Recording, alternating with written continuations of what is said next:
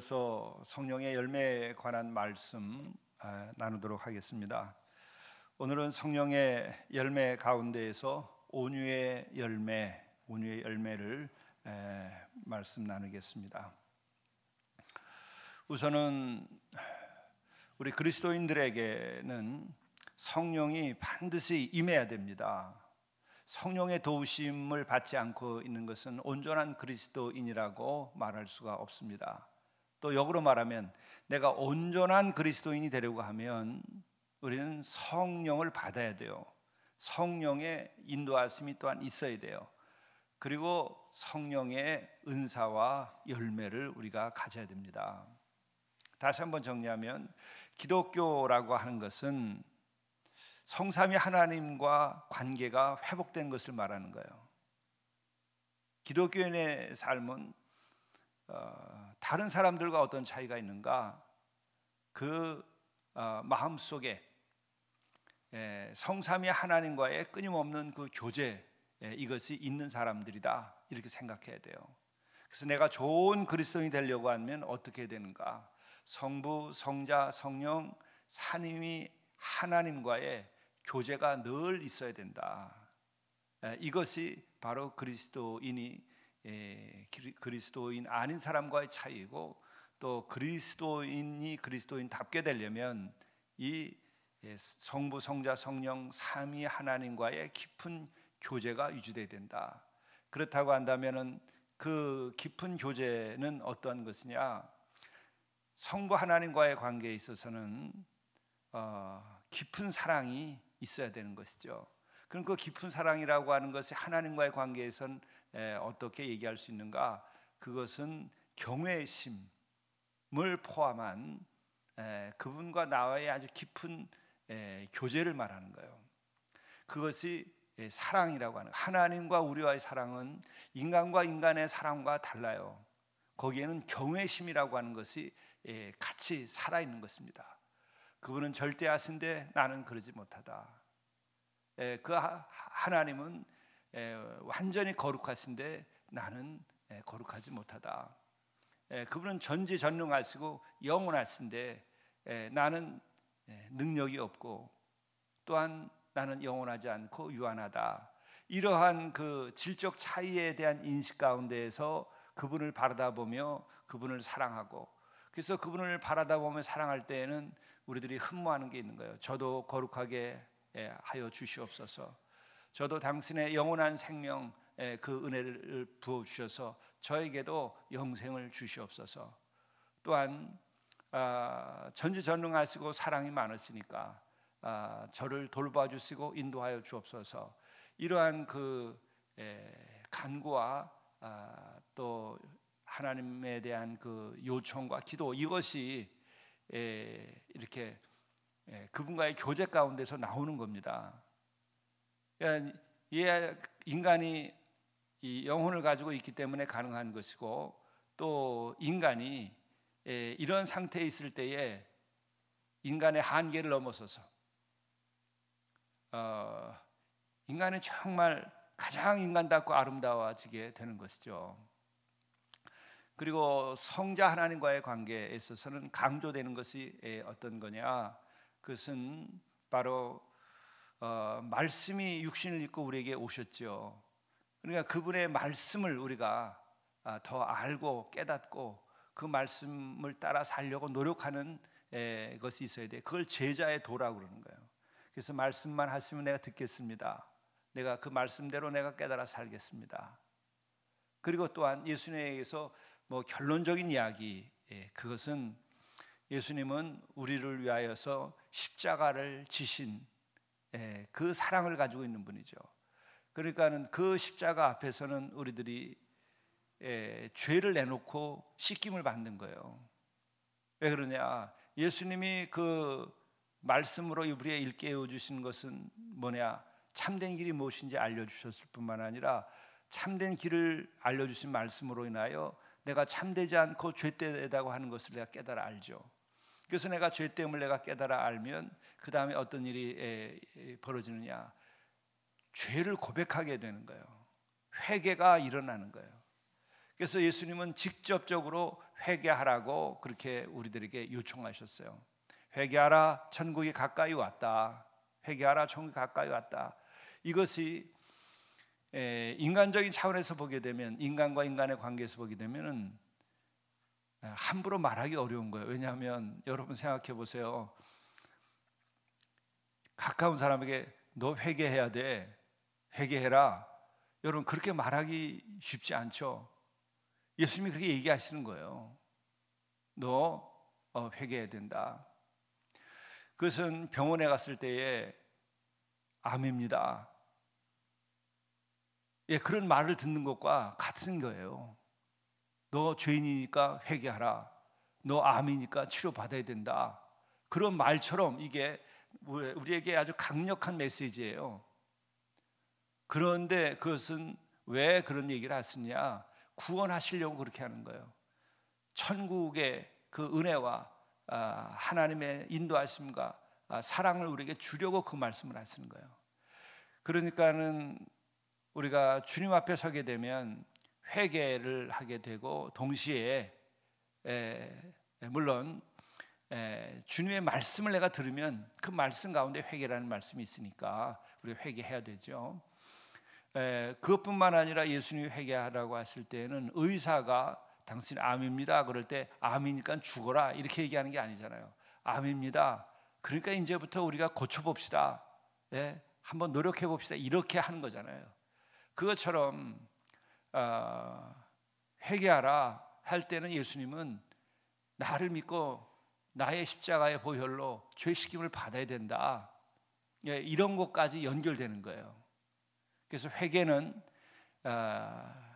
죄 사함까지 이어져 가야 되는 거예요. 그러면 예수님의 은혜를 알게 되죠. 예수님을 더 사랑하게 되죠. 그래서 성자 하나님과의 관계는 이렇게 유지되는 겁니다. 그리고 성령 하나님과의 만남은 어떻게 되냐? 성령이 임하게 된다. 어떻게 임하냐? 다 말씀드릴 수가 없어요. 다만 우리들이 얘기할 수 있는 것은 인간은 영과 혼과 육을 가지고 있는데 그 하나님과 소통을 하게 되는데 영을 통하여 임하여 들어오는 거예요. 영을 통하여. 그렇죠? 영이 없으면은 어떻게 됩니까? 우리가 물질도 도체와 부도체가 있어요. 그렇죠? 도체는 전기를 대면 전기가 싹 통합니다. 근데 부도체는 통하지 않아요. 바로 인간은 영의 이 도체예요. 그래서 우리들의 영이 성령과 소통이 되는 겁니다. 전기가 통하듯이. 그러면 우리들의 영이 없다고 한다면 부도체가 되는 거예요. 존재하긴 하지만 그렇잖아요. 우리들이 요즘에 집에서 기르는 애완견, 요새는 애완견이라고도 아주 부르면 무식하다고 그래요. 반려견이다. 함께 사는 존재라는 거예요. 예, 그렇게 우리들이 반려견이라고 얘기를 해도 영이 없기 때문에 성령을 받을 수가 없어요. 여러분, 개가 방언하는 거 봤어요? 예? 개가 방언하는 거 그냥 우리가 보기에 방언이에요. 그냥 짖는 거예요. 그러나 우리는 방언도 있고 은사가 있고 또 뿐만 아니라 그 성령의 감화 감동이 되면 우리가 인격적으로 영적 존재이기 때문에 우리 안에 그 열매가 맺는 거예요. 그래서 그 9가지의 열매를 지금 우리들이 공부하고 있는 것이죠. 그렇기 때문에 우리는 성령을 받으면 은사가 있으면 은사는 지난번에 말씀드린 것처럼 봉사하고 섬기고 하나님의 일을 하고 복음을 전하고 할 때에 사용되는 능력, 구체적인 능력입니다. 쇠가 있다고 하면은 삽이 있습니다. 쇠에 해당하는 것은 은혜고, 은혜, 카리스. 그 다음에 삽과 낫이나 이렇게 괭이나 이와 같은 것은 도구죠. 그것은 은사예요. 그래서 카리스마, 이게 복수가 돼요. 그래서 우리들은 그 은혜를 입고 은혜 가운데에서, 그러니까 성령의 은혜죠. 성령의 은혜를 입고 성령의 은혜 가운데에서 우리들이 주님의 일을 하게 되고 교회 일을 하게 되고 또 내가 복음을 전할 때에는 은사가 나에게 임해 능력이 생겨요. 예언의 능력, 방언의 능력, 또 사랑의 능력, 이와 같은 것들이 구체적으로 생깁니다. 그리고 또한 이것은 우리가 사용하는 도구와 같은 것인데, 거룩한 도구를 은사라고 말할 수 있다면은, 은혜라고 하는 것은 이 열매라고 하는 것은 그 은혜를 받은 우리가, 성령의 은혜가 우리에게 임하게 됐을 때에는 우리 자신을 거룩하게 변화시켜 주는 거예요. 그래서 우리는 영적인 도체에 해당하죠. 그러니까는 성령이 우리에게 들어와서 임하는 겁니다. 그렇기 때문에 성령을 받을 때에는 어떻게 되느냐? 우리들이 부도 채우면 안 돼요. 도체가 되려면 깨끗이 씻어야 돼요. 그래야 전기가 통하죠. 예를 들면은 금은 정말 전기가 제일 잘 통하는 물질이라고 그러잖아요. 그러면은 거기에 그 전기가 닿으면은 정말 전기가 잘 통하지만은 그게 오염돼서 더러워지면 전기가 안 통합니다. 그럴 때 이걸 닦아내야 돼요. 그럼 어떻게 해야 돼요? 회개하는 거예요. 회개하는 거예요. 그러니까 성령을 받기 위해서도 회개함이 있어야 돼요. 그래서 내가 깨끗해지면 전기가 도체의 그 능력만큼 도체의 전기가 통하듯이, 금은 금만큼, 은은 은만큼, 구리는 구리만큼 전기가 통하듯이, 내가 회개하고 주님께 나아가면 성령이 임하여서 나로 하여금 성령의 열매를 맺게 한다. 이제 이거죠. 그러니까 이 같은 이 전제를 여러분들이 잘 이해하고 삼위 하나님과의 만남, 특히 지금은 성령의 열매에 대해서 말씀 나누고 있는데 성령과의 관계를 잘 생각하셔야 돼요. 그리고 회개한 다음에는 우리들에게 그 갈망이 있어야 돼요. 잠잠히 주를 바라는, 성령이여 오시옵소서, 성령이여 나에게 임하여 주시옵소서. 내가 거절하지 않고 성령의 인도하심을 받고 임하도록 노력을 해야 되죠. 이제 이 아침에도 여러분들이 그런 마음을 가지게 되면 성령의 충만함을 받게 됩니다. 근데 그 열매 가운데서 오늘은 온유함인데 프라우테스라고 헬라어에서는 성경은 말하고 있습니다. 이 개념은 나약함이 아니죠. 우리가 다 아실 거예요. 온유함은 나약함이 아니에요. 부드럽지만 나약함이 아니면서 힘을 가지고 있지만 그 힘이 절제되고 통제되고 선한 그 영향력으로 나타나는 것, 그것이 온유함이에요. 그러니까 나도 단순화시켜서 말하면은 그는 힘이 있고 강한데 아주 겸손하고 부드러운 거예요. 그게 그리스도인들이 가져야 될 가장 높은 인격 가운데 하나예요. 비굴한 게 아닙니다. 힘이 없는 게 아닙니다. 굉장히 탄력이 있고 힘이 있는데 그것이 잘 조절되는 거예요. 그럼 이렇게 하려면 어떻게 돼야 되는가? 이미 말씀드린 대로 성령을 받으려면 회개의 경험이 있어야 돼요. 회개의 경험을 했을 때 그리스도인들은 단순한 반성이 아니라 예수 그리스도의 보혈로 죄식임을 받기 때문에 그 사랑의 은혜를 입어요. 그랬을 때에 바로 그 사랑이 우리에게 들어오면 힘이 되는 거예요. 사랑의 힘을 우리가 가지고 있으면서 우리들이 그 자신을 비우고 남들을 수용하고 남들을 받아들이는 그것이 온유함이에요. 그래서 그것을 어떤 이들은 자기 비움과 함께 이 사랑의 충만함이 있을 때 온유한 품성을 가지게 된다. 온유한 힘이 거기서 나온다. 참 이것이 아주 묘한 거예요. 회개하여서 자기가 비워졌을 때 성령 거기에 사랑이 충만하게 채워졌을 때에 그것을 가지고 다른 사람들을 수용하고 다른 사람을 섬길 때에 그 온유함이 발현되는 거죠.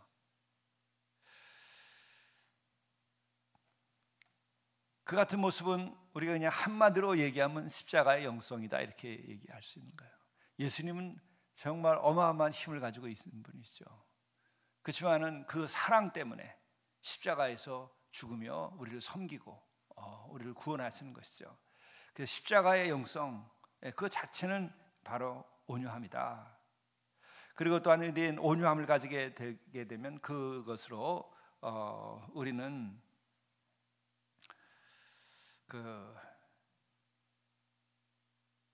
내 자신에게서 어떤 그 교만한 것들이 이게 나타날 때가 있어요.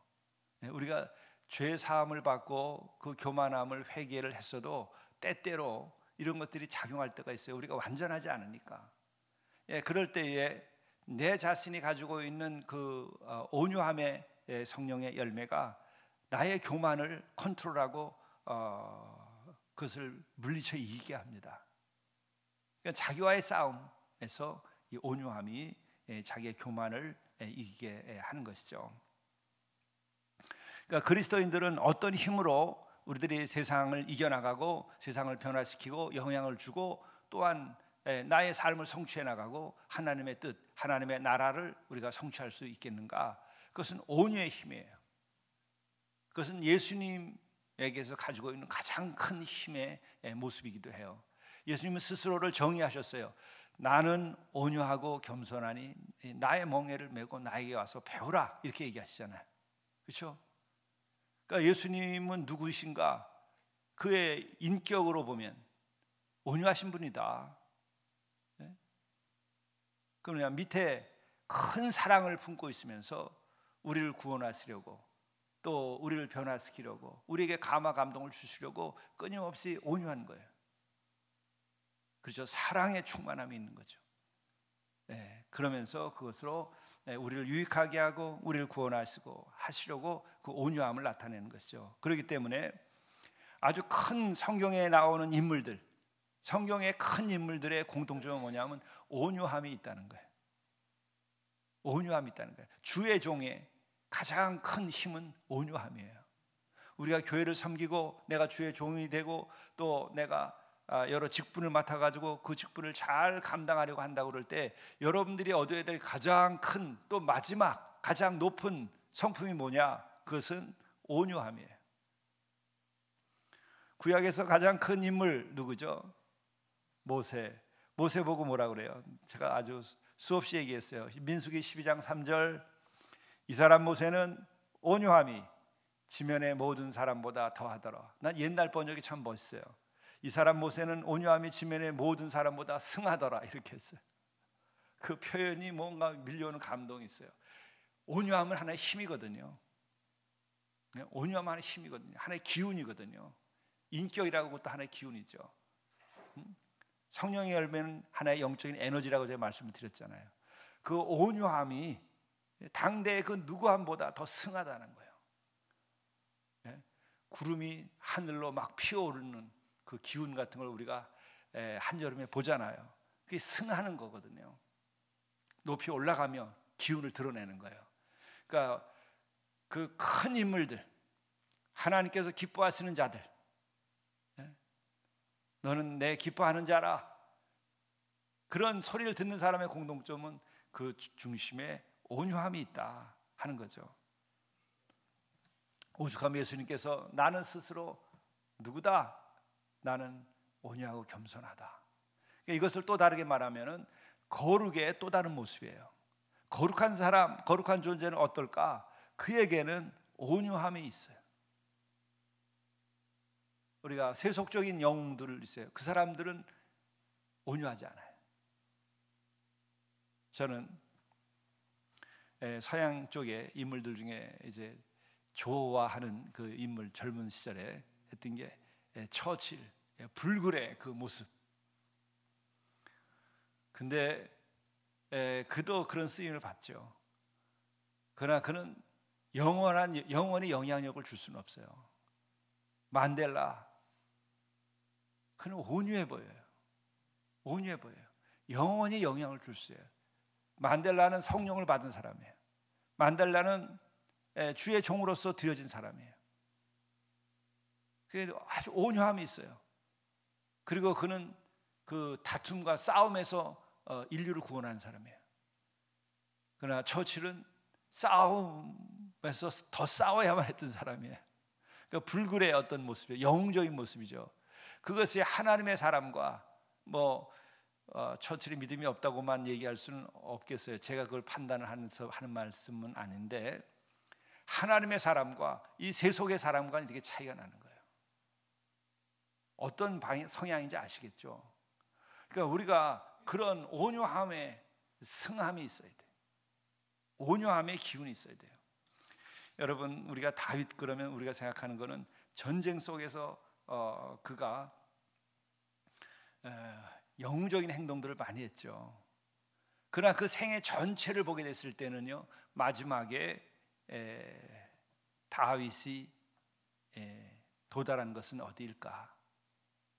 또 다윗의 생애에서 중간중간을 보게 되면은 그에게는 하나님이 함께하기 때문에 나타나는 증거가 있어요. 그것이 온유함이 있어요. 영적인 그런 모습만 있지 않습니다. 하나님의 사람이기 때문에. 그 같은 것은 우리가 알죠. 사무엘상에 보게 되면은 그는 그 사울을 죽일 수 있는 상황이 벌어져요. 근데 죽이지 않죠. 그때 그 하는 얘기가, 내가 손을 들어 여호와의 기름 부음 받은 자를 치는 것은 여호와께서 그 말 쓰는 것이니라. 그 죽이질 않아요. 그 순종하는 거거든요. 그 속에 온유함이 감춰져 있는 거예요. 그리고 결정적으로 그가 변화되는 것은 죄를 저지르고 우리아의 아내를 그 사건이 있었잖아요. 그리고 그가 예언자의 나단의 이야기를 듣고서는 통회하고 자복하면서 그가 상한 심령이 됩니다. 그래서 그가 완전하게 깨지는 거예요. 그래서 완전한 온유함에 도달하는 거예요. 그리고 그 완전한 온유함에 도달한 다음에 그가 이제 다시 쓰임을 받죠. 이제 그런 과정에서 역시 그에게 주신 하나님의 약속, 그리고 그 대에서 그리스도의 탄생이 육신적으로는 나타나게 되죠. 그러니까 다윗도 마지막에 완전히 도달하게 된 것은 그렇게 사람을, 자기 충복을 죽이기까지 못된 짓을 한 거죠. 십계명을 어기고 인간으로서 못할 짓을 한 거예요. 가장 악한 짓을 했는데 그것이 거꾸로 회개함으로써 자기가 깨져나가고 상한 심령이 되어 눈물로 간구하게 되는 거죠. 그때의 그 회개, 진정한 회개, 그 깊은 회개에 도달해서 은혜를 입게 되고 다시 일어날 때에 그의 마음속에 남는 것이 온유함인 거예요. 그래서 이렇게 큰 인물들에게서 공통된 거는 뭐냐? 큰 죄와 더불어 회개가 있다는 거예요. 회개의 은혜를 크게 입은 사람들이 그 온유함에 이르러요. 그래서 젊은 날에는 온유함을 갖기가 어려워요. 자기 자신을 돌이켜서 회개할 것들이 별로 없을 수도 있고, 또한 그 깊은 회개에 도달하지 않기 때문에 그래요. 그래서 온유함. 그래서 우리들이 큰 일을 맡길 사람은 누구냐? 큰 리더십은 뭐냐? 그건 온유함이에요. 온유함을 우리들이 쉽게 이미지로 이제 말씀을 제가 그 전에 드렸던 것은 물을 온유함의 상징으로 제가 표현을 했던 일이 있습니다. 물은 흘러 아래로 내려갑니다. 온유함에, 그리고 그것이 흘러서 바다에까지 이르게 됩니다. 바다에 물론 성난 바다도 있지만 성난 바다가 아니라 고요한 그 바다가 있잖아요. 그게 온유함의 힘이에요. 온유함의 힘이에요. 그게 얼마나 깊고 큰 힘입니까, 바다가. 그래서 성령을 받게 되면은 우리들이 나날이 저절로 온유함에 이르게 됩니다. 그래서 그 모든 영적으로 깊어진 사람들은 다 마지막에 고백하는 것과 그분들이 글을 쓴 거 보면 온유함에 대해서 써요. 보네퍼 같은 인물도 그는 히틀러에 저항하다가 잡혀서 죽임을 당하게 되는데 그도 끊임없이 온유함을 간구하는 거예요. 그 옥에 갇혔으면서도. 그러면서 가장 위대한 힘은 칼, 거기서 나오지 않고 입맞춤에서 나온다. 이게 사랑, 그 근원은 온유에 있다. 그렇죠? 우리들이 그런 마음을 가지고 있어야 가정도 또 교회도 그리고 이 나라도 이게 잘 되는 거예요. 그러니까 여러분들이 높이고 귀하게 여기고 또 민주주의니까 표를 찍고 한다 그럴 때 유능하지만 유능해야죠. 지금 시대는 지구촌에 이 전체 돌아가는 걸 다 알아야 되고 경제도 알아야 되고 모든 걸 다 알아야 됩니다. 그런데 그의 품성이 온유하냐 안 온유하가 여러분의 마지막 선택이에요. 온유하면요, 자기가 그렇게 유능하지 않아도 다른 사람들을 승하게 만들어요. 다른 사람들이 더 잘되게 복되게 만들어요. 기업이나 또 시민단체나 또 어떤 정당이나 모든 것들을 다 살아나게 만들어요. 온유한 사람들은. 그러니까 마지막에 우리 자신들이 추구해야 될 리더십도 그렇고 내 품성도 그렇고 나의 인간관계도 그렇고 온유함을 가져야 되고 또 그런 리더들이 많이 나와야 돼요. 말로만 섬긴다고 얘기하지 말고 진짜 그렇게 될 때에 많은 사람들이 복되게 되는 것이죠. 그리고 다시 한번 정리하는 것은 온유함은 약함이 아니다. 그래서 온유한 것은 돌보다도 단단하고 물보다도 부드럽다 이런 얘기들을 하는 거예요. 온유한 품성을 가진 사람들, 그것은 돌보다 단단한 그 신념이 있고, 그러니까 그 어떤 그 신념이라는 것은 자기를 근거한 것이 아니라 하나님을 믿는 가운데 나오는 불굴의 그 반석 같은 그것이 있는 거예요. 그러면서도 물보다 부드럽다. 두 가지가 같이 있어야 돼요.